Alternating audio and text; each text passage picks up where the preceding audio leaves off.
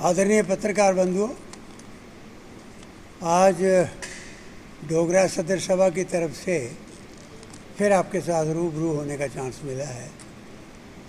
मसला है कि जो हालात इस वक्त पूरे जम्मू सूबा के बन गए हैं, ये बहुत ख़तरनाक सिचुएशन बन गई है।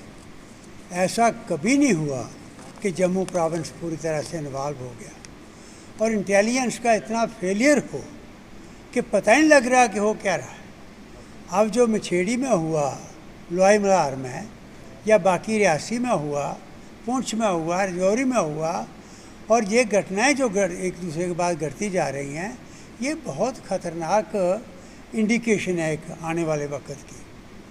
अभी इलेक्शन की तैयारी हो रही है। पाकिस्तान की तरफ से अगर ये चाल चली जा रही है तो वो क्यों कामयाब हो रहा है? हमें इस बात का दुख हो रहा है, जिस स्टेट को बनाने के लिए हमारे बुज़ुर्गों ने अपना खून दिया और हज़ारों की तादाद में उन बर्फ़ानी पहाड़ों में जिनकी हड्डियां आज भी हैं, आज उनकी इस गज़ब की रियासत को बनाए हुए यूटी बनाने के बाद कि यहाँ हालात ठीक होंगे कहा भी जा रहा था, जम्मू पर क्या आफत आ गई। एक बात मैं क्लियरली डोगरा सदर सभा की तरफ से कहना चाहता हूँ, जो हमारे सब साथियों ने, मेरे साथ कर्नल जमवाल साहब बैठे हैं, प्रेम सागर गुप्ता जी बैठे हैं, गंभीर बैठे हैं, कि एक बात बड़ी क्लियर हम सुनाना चाहते हैं कि भाई बड़ी देर से पाकिस्तान इस ताक पर था कि जो जम्मू कश्मीर के अंदर देशभक्त फोर्स है जिसका मुकाबला करना मुश्किल है, उसको जो लड़ाइयों में जंगें हुई उसमें कुछ नहीं बिगाड़ सका जम्मू का, इनको कैसे तोड़ा जाए। तो हम बड़ी देर से डोगरा सदर सभा की तरफ से कह रहे हैं कि साजिश पाकिस्तान की तरफ से चली और कामयाब होता जा रहा है। कैसे? अघोषित युद्ध उसने छेड़ रखा है। उसने यहाँ पर करोड़ों की तादाद में यहाँ पर कई किस्म की ड्रग्स भेज दी हैं जम्मू सूबे के नौजवान को तबाह करने के लिए। हम बड़ी देर से चिल्ला रहे थे। अफसोस की बात है कि ये कहाँ हमारी गवर्नमेंट चल रही है, क्या कर रही है, हमें इसका दुख हो रहा है। और हम चिल्ला रहे हैं कि आपका इंटेलिजेंस फेलियर सिर्फ इसलिए है कि ग्राउंड लेवल की रिपोर्ट आपको नहीं मिलती। जब 96 से 97 से पहले हालात इतने दर्दनाक हो गए थे, जम्मू उस वक्त भी पीसफुल था, कश्मीर के अंदर बुरी हालत हो गई थी, तो हमने कहा था कि ग्रास रूट पर अपनी इंटेलिजेंस नेटवर्क बनाओ। और उसके लिए इनके पास दो ही बड़े इंस्टीट्यूशन थे, वो था नंबरदार और चौकीदार। रात को खबर देता था, अपनी जान पर खेल जाता था। सुबह खबर देता था कि आज रात को इस गली में कौन गया, आज किसके घर कौन सोया, आज कौन चेहरा बाहर का गांव में नजर आया, वो खबर देता था। इन्होंने मिस्टर मेहता ने जब चीफ सेक्रेटरी थे, मैं नाम लेकर कह रहा हूँ, हम उनसे मिले, हमने कहा कि ये नेटवर्क ना ख़राब करो। आपका इंटेलिजेंस नेटवर्क का अगर कोई स्टैंड करता है तो वो ये ग्रास रूट इंस्टीट्यूशन पर करता है, लोग उनके थ्रू खबर आपको पहुंचाते थे। ये बेचारे आर्मी के हमारे नौजवान जो हैं, ये कहाँ कहाँ से आए हुए हैं, इनको कहाँ वाकफियत है। इसलिए अब देखिए जो लोहाई मल्हार में हुआ, कैसी दर्दनाक मौत हुई हमारे नौजवानों की, कैसे घेर के मारा उन्होंने और 3 आदमियों ने मारा। हमें अफसोस, हमें तकलीफ़ इस बात की हो रही है, जिन डोगरों ने 100 डोगरों ने 6000 पाकिस्तानियों को रोका कश्मीर के ऊपर, जिनको ब्रिगेडियर राजेंद्र को सेवियर ऑफ कश्मीर कहा जाता है। अब उन पर यह कलंक लग रहा है कि भाई उनके इलाकों के अंदर आकर पाकिस्तान कामयाब हो रहा है। तो आज सभा की तरफ से हम गवर्नमेंट को ये अपील करना चाहते हैं, आंखें खोलो, अपना नेटवर्क तेज करो। और आपका नेटवर्क सिर्फ और सिर्फ ग्रास रूट पर इंफॉर्मेशन देने वाला ये ग्रास रूट इंस्टीट्यूशन है, जिनको स्ट्रेंथन करने की ज़रूरत है। वो आपको खबरें देंगे, वो आपकी जान पर खेल जाएंगे। VDCs को मजबूत करो और लोगों को कॉन्फिडेंस में लो, क्योंकि जब गवर्नर रूल होता है लोग कट ऑफ हो गए होते हैं। सरकार के और लोगों के बीच की कोई कड़ी नहीं होती जो उनको जोड़ के रखे।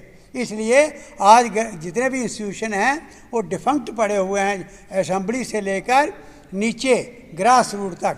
और नंबरदार चौकीदार जो जब इलेक्शन नहीं होती थी तब भी आपको वो खबरें देता था, आपके आंखें कान बन के काम करता था। उनको भी सस्पेंड कर दिया सैकड़ों की तादाद में आपने सस्पेंड कर दिए अलग अलग जेलों के अंदर। आज पुंछ जा रहा है, रजौरी जिसके अंदर हमने 21 लड़के मेन स्ट्रीम में लाए, किस तरीके से जेलों से निकलवाए।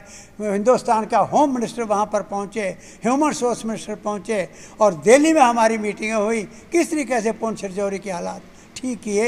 यहाँ पाकिस्तान बड़ी ख़तरनाक खेल खेल रहा था, नौजवानों को एक्सप्लॉइट कर रहा था। नौजवानों ने AK-47 ले ली थी, लेकिन वो उस वक्त रोल प्ले किया, ग्रास रूट तक पहुँचे और तब जाकर इलेक्शनें हुई थी। आज इस तरीके से नहीं होगा। तो हम ये मांग कर रहे हैं आपके माध्यम से, गवर्नमेंट को ये चेतावनी दे रहे हैं कि जम्मू सूबा इस रियासत की रीढ़ की हड्डी है, इसको अगर कमज़ोर होने दिया, पाकिस्तान यहाँ अगर अपना घिनौना खेल खेल गया तो आप इलेक्शन तो कहीं रही आप नहीं संभाल सकोगे। हम अपील करते हैं कि आप ग्रास रूट तक अपना, जब तक ये इलेक्शन नहीं होती, कोई MLA नहीं आते, कुछ नहीं है आपके पास, उसके बाद भी आपको ज़रूरत है आप वो इंस्टीट्यूशन स्ट्रेंथन करो, उनके साथ मिलो, VDC स्ट्रेंथन करो, तब जाकर कामयाब हो जाओगे। सिर्फ बेचारी फोर्सेस, हमारी फोर्सेस का कोई मुकाबला नहीं है, दुनिया में कोई मुकाबला नहीं कर सका, लेकिन आज उनके हाथ बंद गए हैं क्योंकि उनको इन्फॉर्मेशन नहीं मिल रही। हमारा नेटवर्क कमज़ोर हो गया।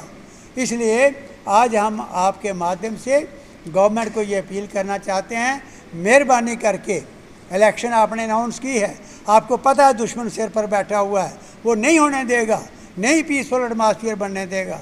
और आप कहते हो कि हमने वो सारा इंतज़ाम कर लिया है, वो सामने आ रहा है। और जम्मू पर ख़ासकर मैं बार बार रिपीट कर रहा हूँ, जम्मू पर ऐसा नहीं हुआ था, जम्मू पर हिम्मत नहीं की थी। आज वो जम्मू ही टारगेट रूप से सामने है। और आज देखो रियासी के अंदर क्या हुआ, पुंछ के अंदर क्या हुआ, रजौरी के अंदर क्या हुआ, कठुआ के अंदर क्या हुआ, और आज पूरी की पूरी जितनी डोडा के अंदर क्या हो रहा है, आज पूरी की पूरी जितनी जम्मू बेल्ट है वो इन्वॉल्व कर दी है। शक पड़ रहा है, उधर से यात्रा चल रही है। बड़ा शुक्र है बाबा बर्फानी का कि अभी पर कोई बड़ा अटैक नहीं, लेकिन यात्रु भी उसमें मारे गए। अब रियासी में कितने लोग मारे गए जब बस पर अटैक हुआ। तो इसलिए उसकी नज़र ठीक नहीं है हमारे दुश्मन की। उसके साथ लड़ने के लिए आप अपने घर को हमें संभालना पड़ेगा, और घर को संभालना होगा तो ग्रास रूट तक हमें जाना पड़ेगा और ग्रास रूट तक अपना नेटवर्क बनाना पड़ेगा, ताकि आपको सही खबर मिलती जाए, तब जाकर बचेगा। ये आपके माध्यम से हम अपने ऑनरेबल लेफ्टिनेंट गवर्नर को, और देखो एक बात और होती है, जब ज़्यादा देर गवर्नर रूल चलता है तो ब्यूरोक्रेसी का भी एक टेस्ट डेवलप हो जाता है, मिलिटेंसी की, जो हर चीज़ मिलिटेंसी आ गई जी, मिलिटेंसी की वजह से हो गया। इसलिए वो भी एक नेटवर्क ख़तरनाक बन जाता है, उसको संभालो और तब जाकर ये जम्मू कश्मीर बचेगा। जम्मू को, और मैं आपके माध्यम से एक और अपील करना चाहता हूँ जनता को, जम्मू के बाशूर डोगरों को,